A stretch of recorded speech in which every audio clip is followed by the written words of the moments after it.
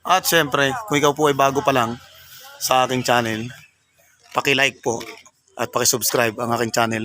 Paki-pindot na rin po itong notification bell button upang lagi kang updated sa mga bago kong binadownload na video. Magandang araw at mabuhay tayong lahat. Hello guys, magandang umaga sa ating lahat. Dito po tayo ngayon sa Rares, sa kung saan ang mga lalagyan ng mga taga-Department of Agriculture ng mga gamit sa pag-asaka. At kasama po natin yung ating ibang tribo. Ayun. Yan. Siyempre yung naka-gwit-gwit, yan po yung ating si Rapo Carding ng Barangay Puray. So nagki-claim po pala kami ng mga ilang kagamitan guys. Tingnan nyo na. Pakikita ko lang.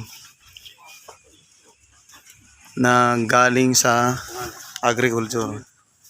Ayan. Ayan po yung may mga hose. Siyempre titingnan natin po yung iba.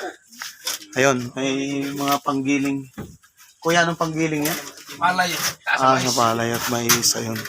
Yan yung mga galing po sa ating Department of Agriculture sa pamamagitan nila na pinamimigay sa mga katutubong pamayanan na ilang mga kagamitan. So halika, titingnan natin kung ano pa yung mga kanilang ibinibigay. Yan. So, sige po, halika, tara na. Tingnan natin. Ayun. Ayan. Binibigyan po sila ng agriculture ng mga knapsack sprayer na decharge. Ayan. So maganda, no? So ayan, ganyan karami. Ayan yung ating sir ng agriculture. Sipag niyan. Oh, ayun. Yung picture ko muna kayo. Ayun. Thank you sa mahal nating pamahalaan at nagbibigay sila ng mga ganitong mga kagamitan. Ayan. Service po ng Montalban. Ayan. Ayan pa po yung mga drum at marami pa pong iba.